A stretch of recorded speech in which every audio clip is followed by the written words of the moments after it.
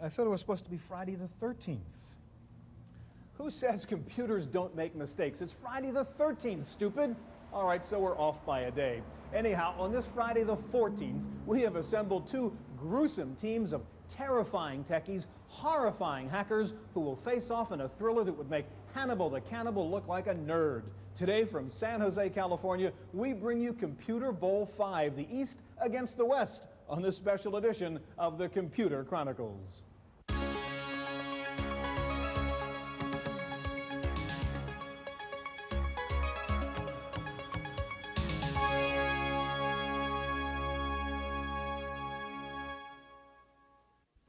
Computer Chronicles is brought to you in part by Intel, microprocessor technology for the software of today and tomorrow. Intel, the computer inside. Additional funding is provided by the Software Publishers Association, providers of educational materials to help manage software. Don't copy that floppy.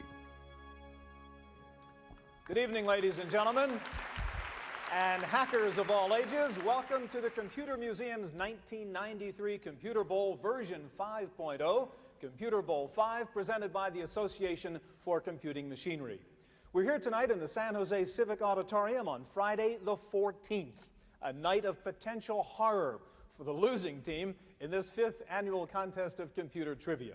We're here on the West Coast tonight because the Silicon Valley smart guys scored a technical knockout last year at the Hassle and the Castle in Boston, beating the East Coast team by a score of 320 to 240, and thus that beautiful silver computer bowl you see over there has been residing here in the Silicon Valley for the past year, a symbol of computer trivia superiority. But, however, after 4 years now, after 4 years worth of computer bowl battles, the score is in fact tied. 2 victories for the East so far, 2 victories for the West. So tonight is the rubber match. And who is going to win tonight? Will it be the West? Yes. But there is another side, as always, to that story. For back east in Boston right now at the Computer Museum, we are going live tonight via satellite to all those East Coast fans who could not afford to fly out to California. All right, you guys out there in Boston, you rooting for the East, I take it? Somebody out there make noise? Oh, we even have an impartial crowd right here. All right, now, since not all of the West Coast computer expertise is here in the Silicon Valley, we are also beaming Computer Bowl 5 live tonight to Microsoft headquarters in Redmond, Washington. Another group of West Coast fans, I assume. Guys in Redmond? Yes? You guys here? Yes? West Coast? All right, so without any further ado, let me introduce the mean and nasty contestants for this Friday the 14th rubber match showdown. All right, are you ready? Now, first of all, the challengers, the terrifying techies from the East, the president and CEO of Legend Corporation, John Bloodbath Burton. Oh, my God. From Phoenix Technologies, Neil the Cannibal Colvin. Oh, they're here to kill. From ViewLogic Systems, Alan the Hatchet Man Hanover. From the Patricia Seabold Group, Pat the Slasher Seabold. Oh, my goodness. Last but not least, the captain of this East Coast team, the chairman and CEO of PowerSoft Corporation, Mitchell the Maniac Kurtzman. Oh my God, no. We know what we're in for tonight, folks. All right, oh, can the West Coast team top this? For the horrifying hackers from the West.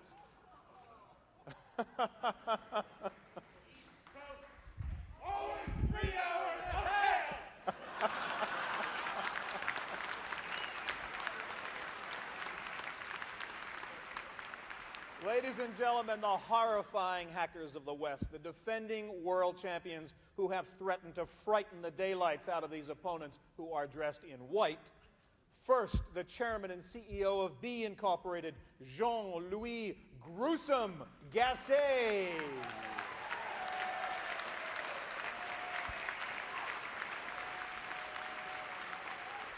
From Go Corporation, Jerry the Killer Kaplan. Oh, these are mean dudes, these guys from the West. Jerry the Killer Kaplan. No messing around with this guy. From Supermac Inc., Michael the Madman McConnell.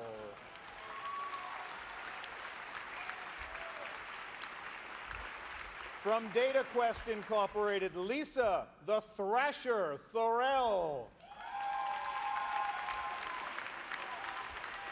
Lisa the Thrasher Thorell takes her place in that line. Finally, the captain of the West Coast team, from Network General Corporation, Harry the Slicer Saul.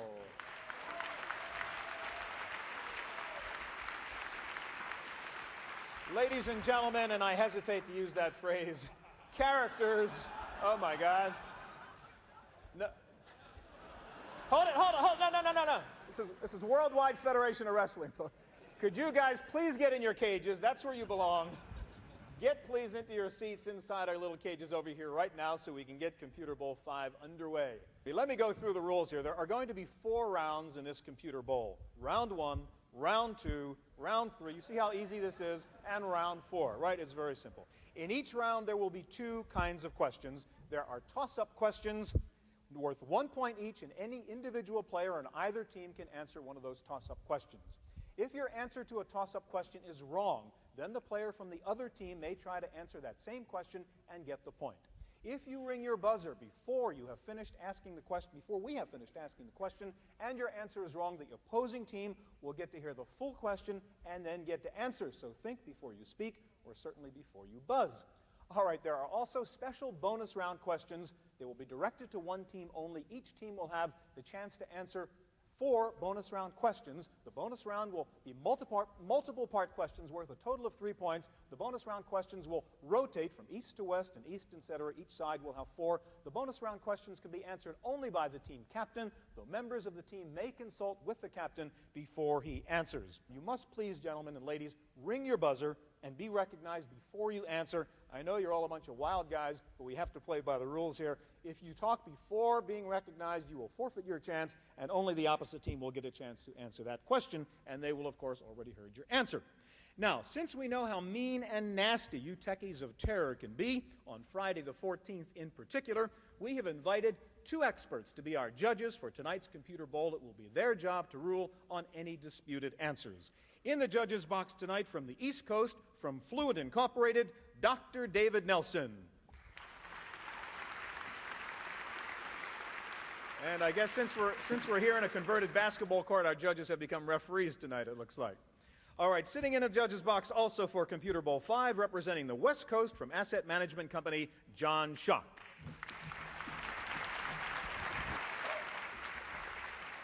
Now, it is my pleasure to introduce to you the man who holds the title of West Coast's most valuable player from Computer Bowl 2, but very sad to say for some, he has now lost the title of World's Most Eligible Bachelor. Ladies and gentlemen, the chairman of the board of Microsoft, Mr. Bill Gates.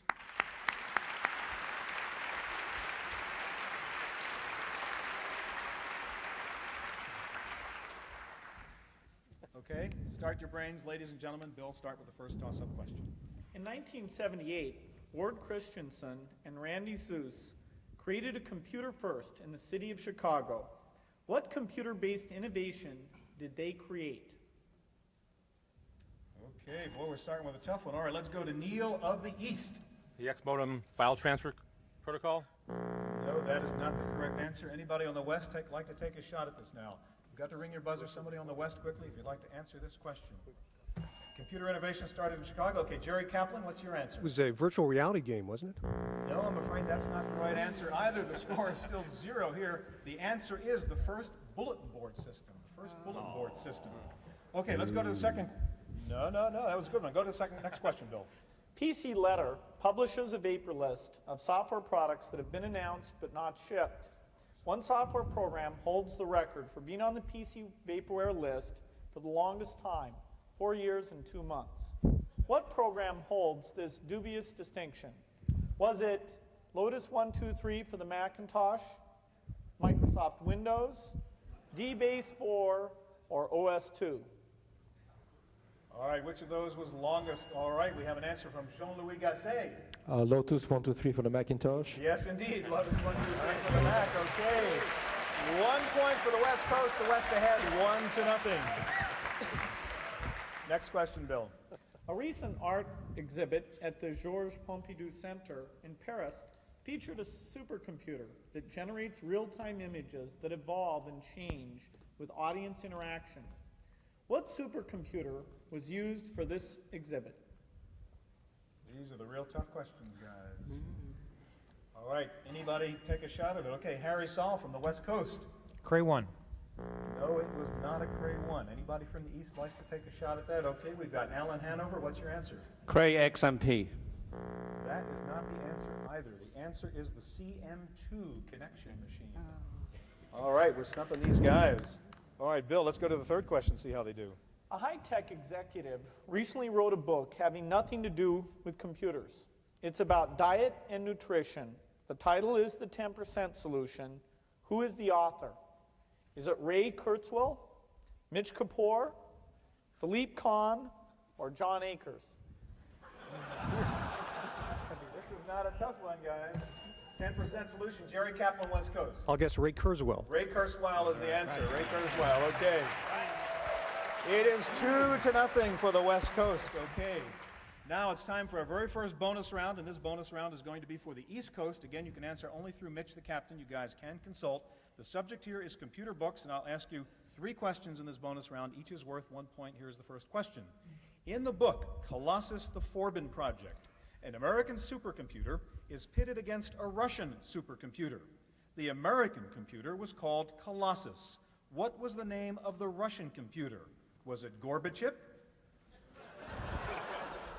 Nietsky, Guardian, or Sputnik? Consult and give me the answer through your captain for 1 point. Guardian. Guardian is the right answer. That's another point for the West. Okay. All right, here's a chance for another point, second point in the bonus round. Tracy Kidder wrote a book called The Soul of a New Machine. In that book, hardware designers are called Hardy Boys. What are the software designers called? Quickly, please. I need an answer from the captain, Mitch, right now. Softies. Good idea, but you're wrong. You don't get that one. Micro Kids was the answer to that one. All right, here's a chance, one more chance in your bonus round. There is a bestseller out now, published by Doubleday, and the title is simply Gates. Who wrote the book? I need your answer right now. Stephen Maines. Is that your answer? That's not good enough. He was one of the authors. It's Stephen Manis and Paul Andrews. All right, well, not so bad. Okay, let's see how we're doing now. The score is West Coast 2, East Coast 1. And actually, that's, all right, 2-1, a little. Those neighbors on the top floor are such a pain in the neck. They're always making noises. That is the end of round 1. The score is 2 for the West, 1 for the East. We'll be right back with round 2 in just a moment.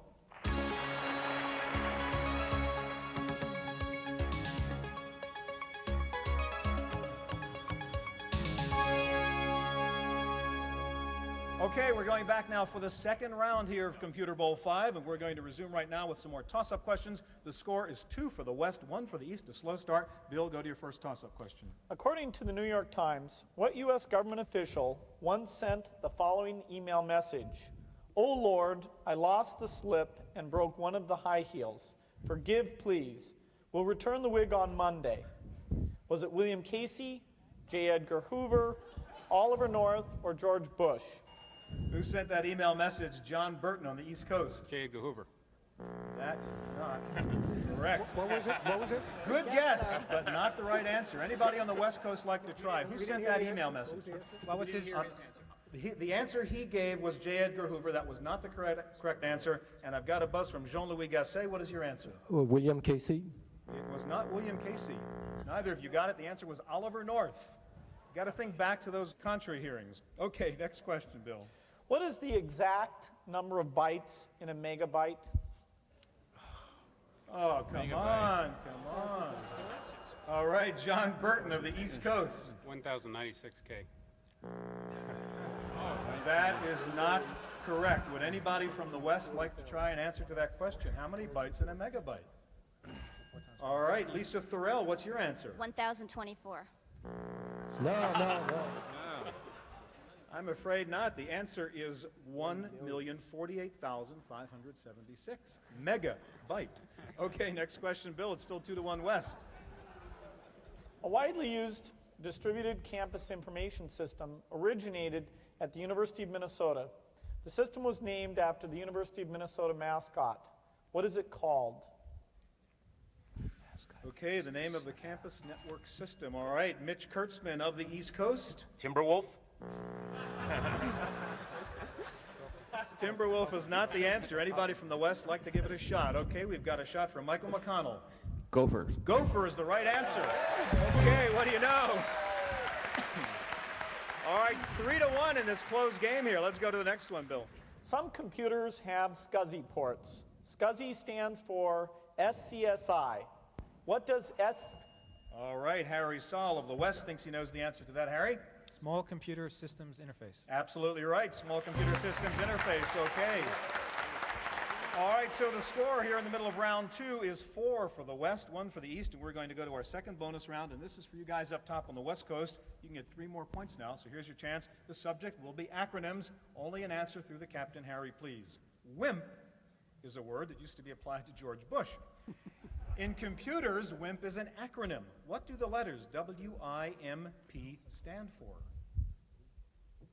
Consult and answer through your captain, please, right now. We need an answer. WIMP, the computer acronym, which stands for Harry. I need an answer. Give it a shot. Windows, Interface, Mouse, and Pointer. Not bad, but wrong. Windows, icons, mouse, and then pull down or pop up menus. That's WIMP. All right, you've got 2 more chances. 2 more chances to get 2 points here. PCMCIA. Need I say more? All right. What does PCMCIA stand for? Personal Computer Memory Card International Association. All right, you've got a point for that one. All right, here's your chance to get 1 more point. ISO is a computer acronym. The letters ISO. What do they stand for? You want to do it in French? Need an answer, Harry. The English version is International Organization for Standards. You guys are smart, absolutely right. IOS in the English version, International Organization for Standardization. All right, 1 more point for the West. The score is now 6 for the West, 1 for the East.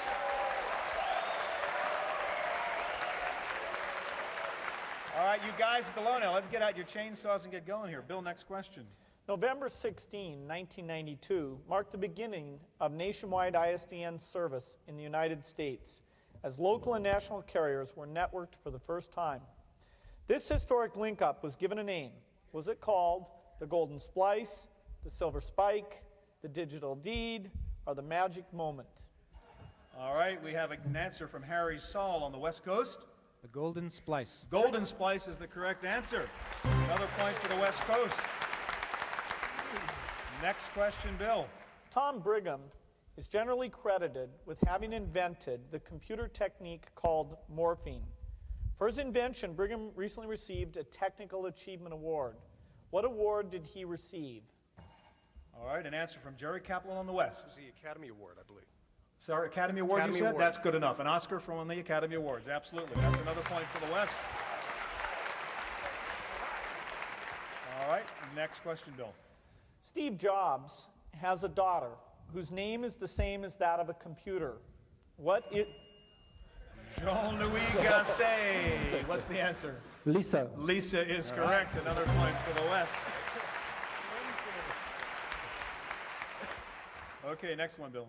The IBM 7094 had a light that came on to tell you the oil pressure was low.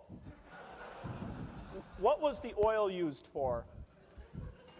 All right, Harry Saul of the West Coast. Cooling the memory. That's absolutely right, cooling the core memory. All right, the score is 10 for the West. It is 1 point for the East. We're going to move ahead now. And Bill, I'm going to get to the next bonus round question because we're having to slip ahead a bit and catch up. All right, this is a bonus round for the East Coast. All right, guys, you got a chance to get 3 points here. The subject of this bonus round is Microsoft. What is the name of the data compression feature that is used in Microsoft's new version of DOS 6.0? An answer from the Captain Mitch.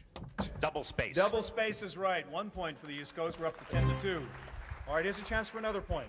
In 1985, several Japanese computer companies hoped to introduce computers into the U.S. market using a new operating system that was written for them by Microsoft. What was the name of that operating system?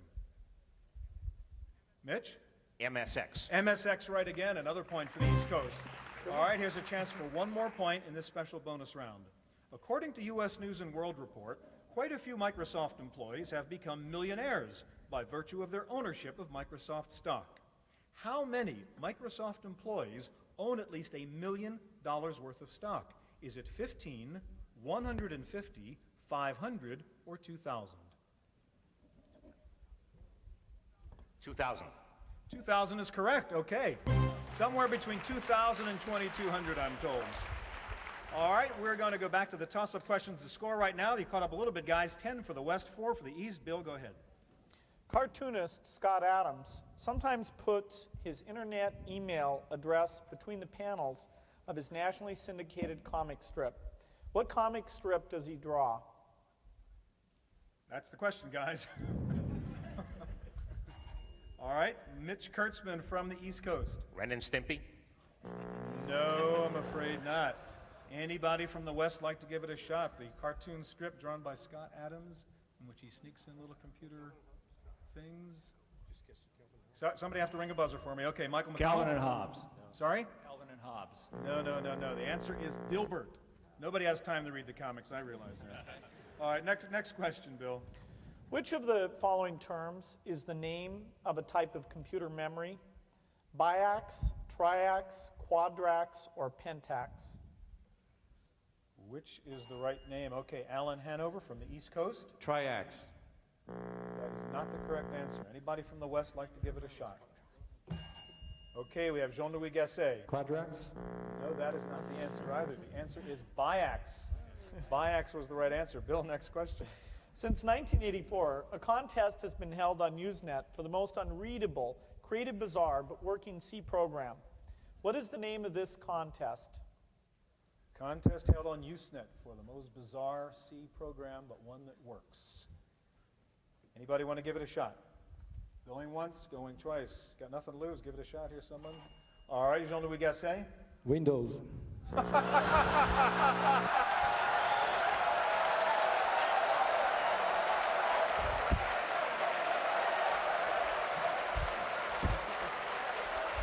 We'd love to give you a point for that, but we can't. I'm sorry, Jean-Louis. Bill, get back at him. Your turn. You're not going to tell them the right answer?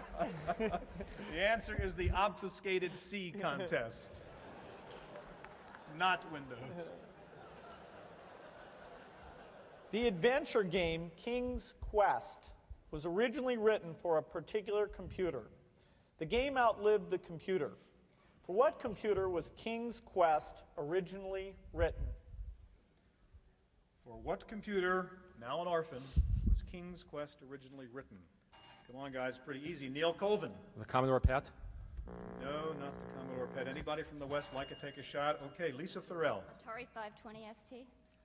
No, I'm afraid not. All right, you're out. IBM PC Junior, written for the PC Junior. All right, here is the last question of round 2. Go ahead, Bill. Kevin Costner, Alan Greenspan, and Dick Cavett all have something in common that's related to computers. What is it that they have in common? Jerry Kaplan of the West. They're spokesman for Apple using an Apple Macintosh. Absolutely right. They've all done commercials for Apple. Very good. Okay, hard to believe already, but this is the end of round 2 and the end of the first half of the Computer Bowl. The West is considerably ahead right now, 11 points to 4. All right, for those of you watching here in the San Jose Civic Auditorium, for all of you watching live via satellite in Boston and Redmond, Please stay seated. We'll resume Computer Bowl 5 in just about 15 minutes after some halftime entertainment. Now, for those of you watching this at home on television, that is it for this special edition of Computer Chronicles. If you want to see how this all ends up, we'll be back here same time, same station next week with the second half of Computer Bowl 5.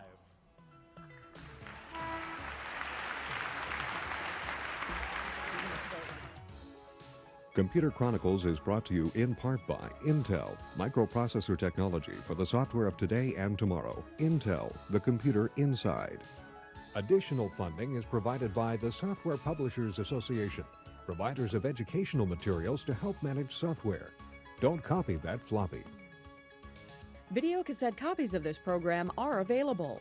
Computer Chronicles also publishes a companion newsletter containing details on products demonstrated and information on program topics. To order a videocassette or a newsletter, call 1-800-799-4949 or write Computer Chronicles. Please specify program subject for tapes. All orders include a free software program for auditing software use and information on the definitive guide to keeping your organization's software legal.